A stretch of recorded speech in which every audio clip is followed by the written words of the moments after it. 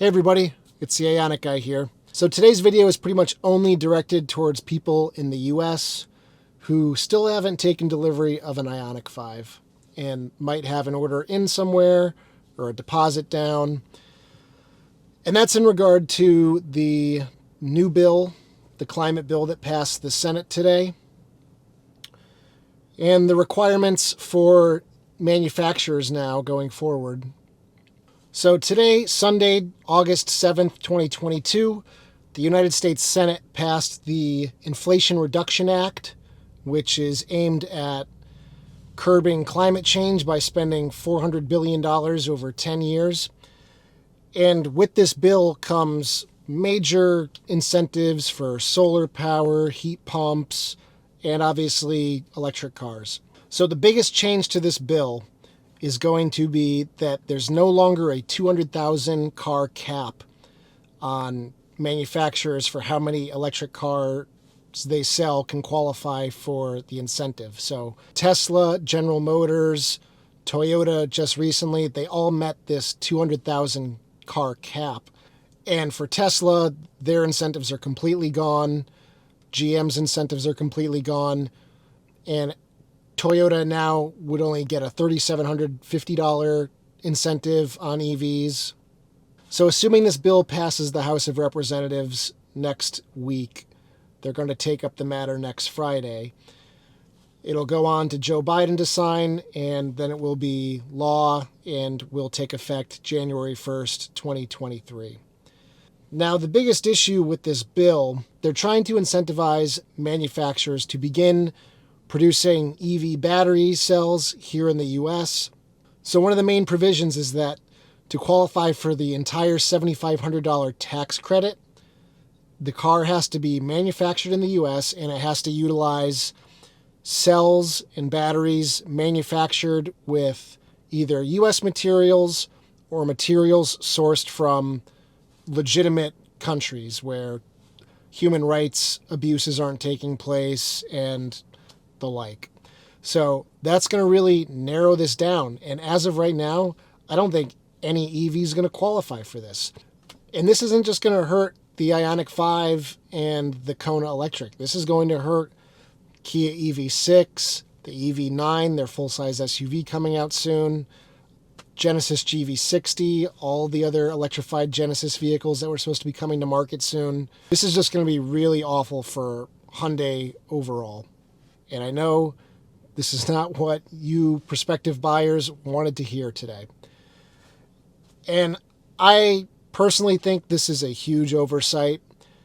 We want EV adoption to really start taking off. And for many people, you guys leave comments on my videos all the time saying, without this tax credit, I can't afford this car.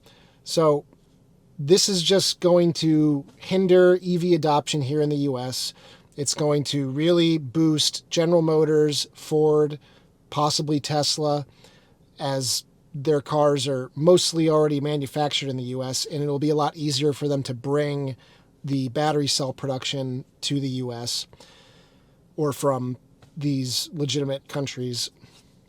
Hyundai has already said that they're going to be building a factory here in the US that they're expecting to open sometime in 2025. If the car is only assembled here in the US, then it only qualifies for half of the $7,500 tax credit. If you have final assembly plus battery manufacturing and cell manufacturing here in the US, then you get the full $7,500. So it could be a while before Hyundai qualifies again for the full $7,500. And like I said, this just really sucks for Hyundai and Kia and Genesis, all of which are manufactured in Korea and I believe Malaysia right now. So I want to be hopeful because this bill is definitely bigger than just us with our Hyundais getting a tax credit. This bill is going to address so much that needed to be addressed in order for us to combat climate change.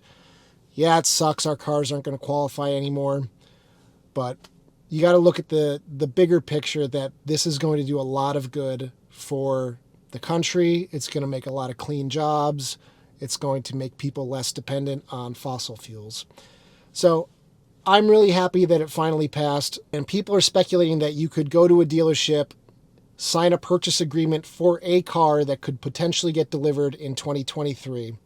And as long as you sign that purchase agreement prior to Joe Biden signing the bill into law, you'll still qualify for the $7,500 tax credit, even if you take delivery of the car in 2023. So I reached out to my friend who works at a Hyundai dealership in sales, and he told me that this most likely isn't going to work. And my friend at the dealership says the reason being is, let's say you want to order an Ioniq 5 SE. If there's not one already assigned to the dealer, you'll have to wait for an allocation with a car that would be a match. And he says Hyundai doesn't assign VINs to the cars until they're at sea. Before they are manufactured, however, there is an AON, allocation order number, that is way different than a VIN. And until they get a VIN, the actual price of that car isn't posted. So what this means is you can't really sign a purchase agreement for a car without a price. So unless you're able to find a dealership that's going to agree on a price of a car that technically doesn't exist yet, you're kind of screwed. And this idea just isn't going to work. And you only have 5 business days, most likely, before the bill is signed into law and the new rules take effect. So if you want to, reach out to Hyundai dealerships in the next few days and ask them if this is something they can do for you. Based on what this dealer tells me, I don't think it's possible. Let me know down below if you have any luck in the next few days doing this, because this could really allow a lot more people to sneak in to get their car with the $7,500 tax credit. And I know for a lot of people, that credit is critical. And I don't blame them. I would not have bought this car unless I could have collected that tax credit. So I totally understand where you're coming from. Even for people paying over MSRP for the car, at least that $7,500 takes a little bit of that added burden off of the sticker price. So as of right now, the final wording of the Senate bill has not been released on Congress's website. So I can't look at that right now as of 5:45 on Sunday, August 7th here. If any wording has changed since this all happened earlier today. Obviously, things can change. It's possible that the House could ask for a few revisions to the bill. I'm not sure exactly how that works, if it then has to go back to the Senate for final approval, but there's still a lot of speculation.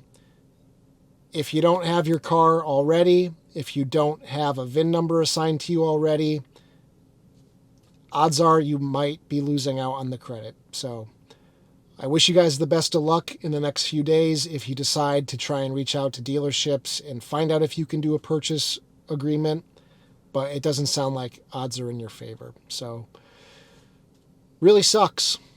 I really think this is a short-sighted effort. It's going to benefit a lot of existing manufacturers that have final assembly here in the U.S. and other countries that are making kick-ass EVs like the Ioniq 5. They're going to really be the ones who suffer here. So thanks for watching. I hope you guys found this video helpful. I wish I had better news for you guys about the matter, but it is what it is at this point, and we'll keep our fingers crossed that Hyundai gets their manufacturing here on U.S. soil sooner rather than later. So as always, thanks for watching. If you liked the video, give it a thumbs up. Subscribe if you haven't already done so. And I'll see you guys in the next one. Take care, everybody.